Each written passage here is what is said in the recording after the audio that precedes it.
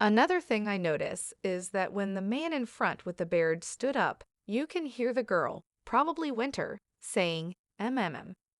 The man holding the camera then says, "Come here." Last year, Mexican authorities issued an arrest warrant for an American woman who they believe killed Shanquella Robinson, 25, of Charlotte, North Carolina. Now they want the woman extradited back to Mexico to face charges.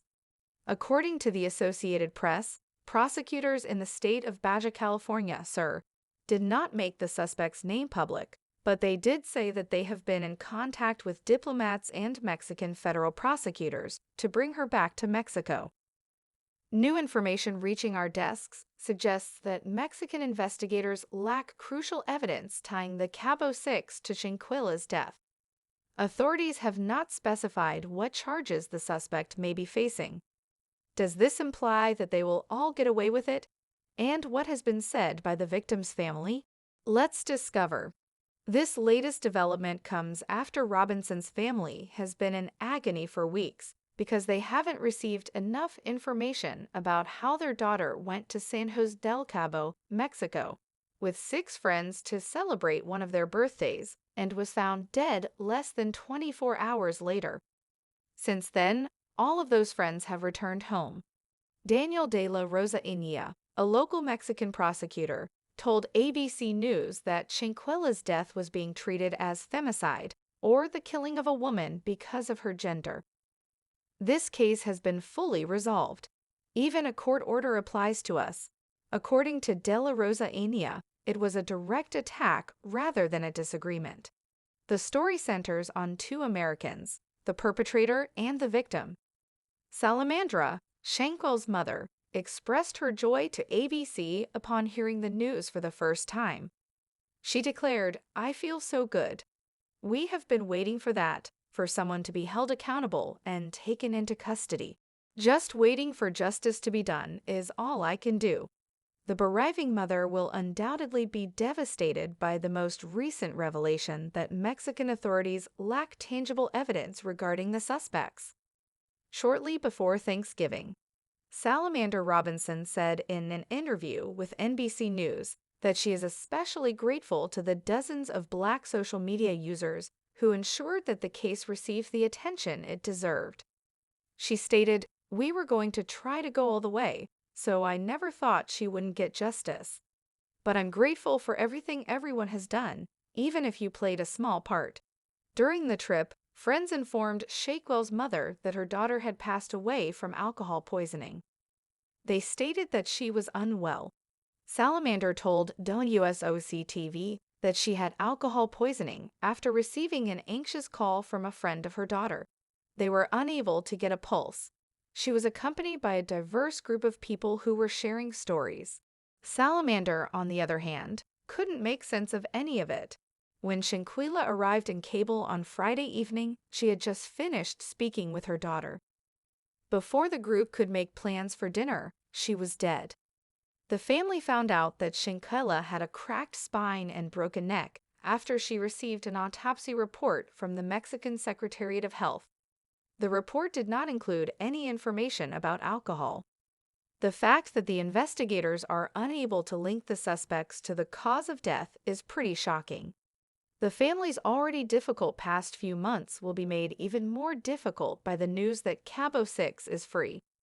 Shanquella's body was returned to the family after another 2 weeks and $6,000 in transportation costs, even after the group of friends had returned home from the trip. After another 2 weeks, a blogger in North Carolina named Gerald Jackson released video footage that he claims shows a woman attacking Shanquella. As the young influencer tries to regain her balance, a woman appears to punch her multiple times in the video. Off camera, she hears someone tell her to at least fight back. It is still believed that none of this evidence is sufficient to bring the now famous Cabo Six to justice. The other was even recognized by Shanquella's mother. She believes the video was taken in Cabo, and the people she sees in it are her daughter's trip companions. "How could they harm my baby in this way?" Bernard, Shanquella's father, lamented. Quill Ilan, the victim's sister, set up a GoFundMe account to help the family pay for funeral costs and legal fees. It had raised more than $0 in less than 2 weeks, with big donations from celebrities like Kyrie Irving and businessman John Ledger. Salamander will suffer for many years to come when she learns that the trip's friends should all be arrested because she believes they deserve it. She stated to ABC News, "I would like to see each of them sent back to Mexico because their plan was to return here in the belief that they were not going to be prosecuted. She was a compassionate individual, and I want them to always remember that we will preserve her legacy." The case's political and legal aspects remain murky, and it is unclear how U.S. officials will respond. I'll continue. The United States claims Department of Justice, particularly during the surrender or extradition phase, the procedure typically takes a very long time. If approved, officials must decide whether to extradite a U.S. national and whether the Mexican arrest warrant is valid. Citizen for a crime against another U.S. citizen, citizen of a different nation. If a us, when an arrest warrant is issued, the defendant in a case like Robinsons can request to be tried in the United States and fight extradition. The question of whether or not they would extradite the suspect was left unanswered by the State Department. The process of sending a suspect to another government to face criminal charges, a trial, or prison is known as extradition between states or nations. However, none of this is possible unless there is sufficient evidence to link the suspects to the crime. The person's name on the warrant has not been made public by Mexican authorities so far. An arrest warrant authorizes law enforcement to proceed with an arrest and specifies the criminal charges that will be filed against the individual. Based on an unidentified source, a Cabo News outlet claims that was Shanquella, one of the travelers, has been detained in the United States.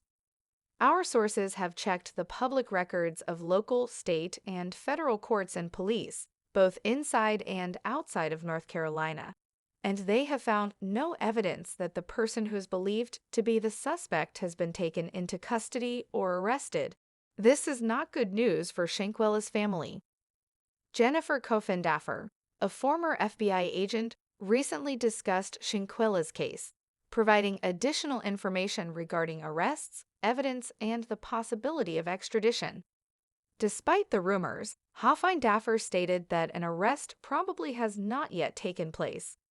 She stated that there is a problem with reports that Interpol has arrested someone associated with Shanquella's death.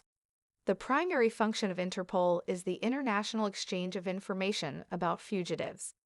Arrests are not handled by it. According to a former investigator, Interpol uses red notices to share information about suspects and fugitives. A red notice from Interpol for a suspect in Shanquella's death had not been issued from the time authorities in Mexico announced the issuance of a warrant until December 6. According to the information reaching our desks, Mexican authorities requested that a suspect be extradited from the United States.